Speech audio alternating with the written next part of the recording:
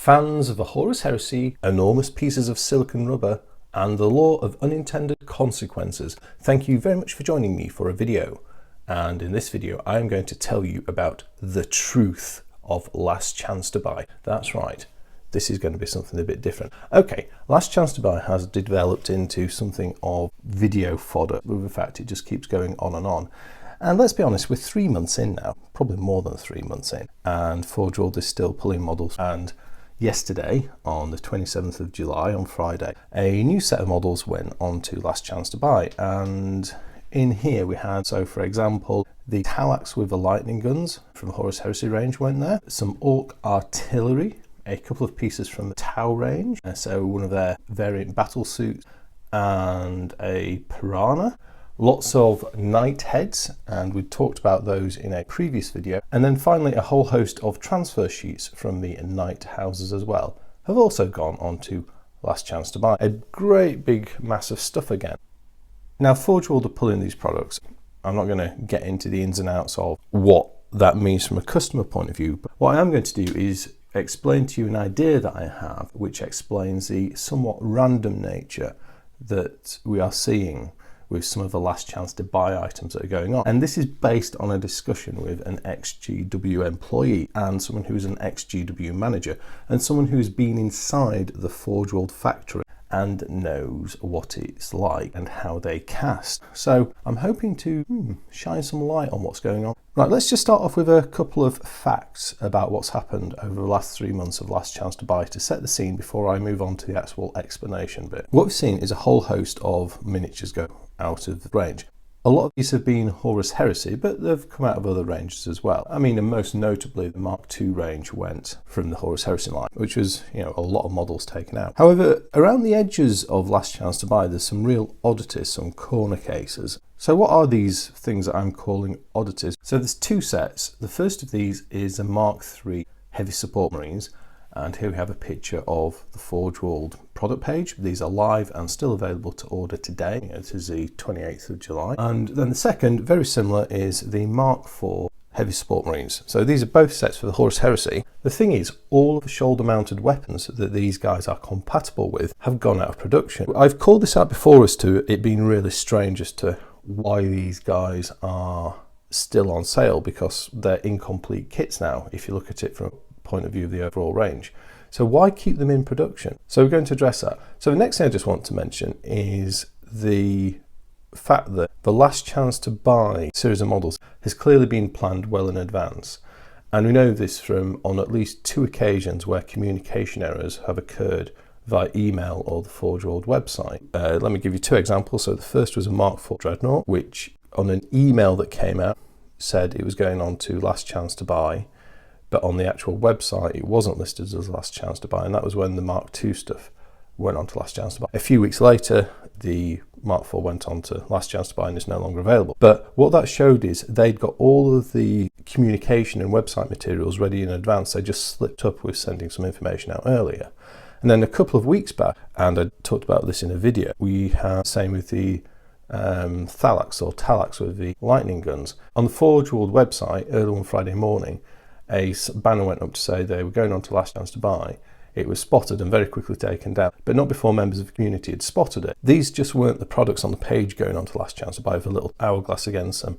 It was a properly prepared piece of graphics. So it showed that these have all been worked out in advance. And I'm suggesting to you that there's probably more to come yet, and the whole thing has been fully planned from word go. And as I've said before, the information is being drip fed to us as a customer base. Now, I'm not going to address the questions as to whether or not I like that or not. I mean, I already told you what I think of that. I think Forge World is exploiting the commercial opportunity to the fullest by drip feeding us Last Chance to Buy, but at the same time they're also giving us a chance to buy models that they are taking out of the range rather than just saying no longer available. So there's a bit of a balance there. The real thing, the real truth of Last Chance to Buy that I'm wanting to address is why so many random models seem to have gone out of production. I mean, all sorts of little odds and sods here and there have been withdrawn. And very specifically thinking about what the Mark III and the Mark IV Heavy Support sets show us and why they are still on sale from the point of view of their range. They're incomplete, you can't complete the models, why sell them? Well, there's a good reason for this. Let's move now to a special graphic that I've prepared. It's been a while since we've had leaky cheese graphics, and as you can see, here we go.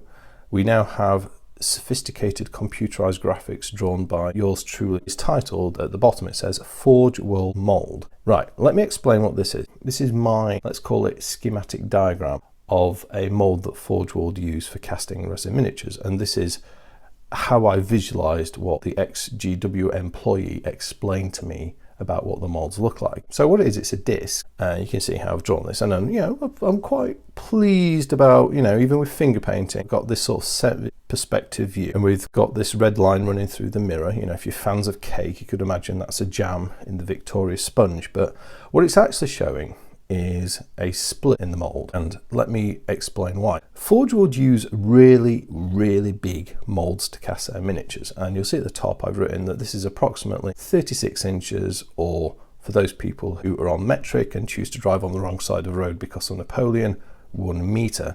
For you people stateside who've got a mixture of the two, well, good luck with that. Yeah, so these are really big, and they're made out of silicon, so the silicon molds, and that's a lot of wobbly silicon. The thickness of this mold, which I've not marked on here, is approximately, each layer is, I don't know, let's say between 4 and 6 inches thick. So this is maybe somewhere between 8 and 12 inches thick and around 36 inches across. The sharp-eyed amongst you will have noticed the gooseberry in the center of the cake, shall we say, in the middle.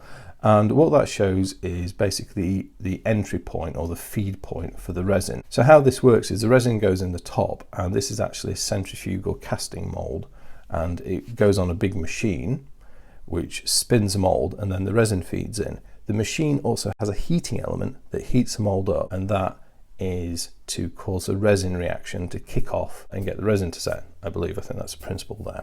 That's certainly how it was explained to me. So yeah, resin in the green hole, then it spreads out, and then once it's dried and it's cured, they'll pull the mold apart and they'll pop out all the keys of the parts, which will be arranged in a sort of radial fashion. Now, the reason they do that, I believe, is for speed of production. Well, it clearly is for speed of production. I mean, these things are massive compared to other like hand casting resin molds I've seen, which are basically little blocks where you cast one model at a time. These things are whopping. And the huge size of this mold also means that each mold has got a huge number of models in it. If you think how big a Forge World miniature is compared to something that's a meter across, I mean, I don't know how many models. There are probably parts for dozens of separate kits in one of these wheel molds. What we have then is huge casting molds that Forge would use for producing their models. Clearly it seems they've got a neat process here which allows them to produce lots. And I suppose then we need to think about, what do you need to do to maximize the production you can get out of one of these? Well, obviously you've got to get as many models as you practically can into the mold, and obviously that's a job of the mold designers as opposed to the sculptors or the range designers. So what my source tells me is each mold will have miniatures from all sorts of different ranges in it. There might be some commonality depending on what was being released at what time, but there's a strong element of efficiency of space going on the part of the mold designers to get as many models as each individual mold wheel will hold. And that is why I think some models have gone on to last chance to buy for seemingly strange reasons. Let's start with the Mark III and the Mark IV heavy support marines. What I'm thinking has happened, those guys are located in a different mold to where the Mark IIs were, and the heavy weapons, and perhaps the heavy weapon sets, the shoulder mounted heavy weapon sets, were in the same mold as the Mark IIs. So they took the Mark IIs out of production, and at the same time there went the shoulder mounted heavy weapons. So I guess because it doesn't cost them anything to keep the 3s and 4s in production, they've just chosen to keep them available. So that is a reality of how Forge World produce their kits, which is affecting the models that are being withdrawn as part of last chance to buy. Now, I don't know which models are in which mold, and the person, who told me this. So what does this tell us? Well, if you think back to my introduction, I said fans of unintended consequences, and I think some of the models that are being taken out of the ranges through last chance to buy are unintended consequences. A group of miniatures which haven't been selling well, or they decided they didn't want to sell anymore, being marked for last chance to buy, but because other miniatures are also on that same mold, they've also been taken out of production because once maybe you can only use perhaps a quarter of the number of models coming out of the mold, it's no longer economically viable to run this great big thing and justify the loss in production. In addition to that, I would also then say at the moment they've not made new molds for models because obviously making a great big mold like this is going to take a lot of time investment to make it, all that. So I can kind of see, having seen this done on a smaller scale, detailed resin models, where you're just doing single piece casts, I can see why manufacturing one of these will take a lot of time investment to do. So that is my take on the truth of last chance to buy and why some models are going out which don't make sense to be taken out of production. It's not because necessarily always of just a sales decision.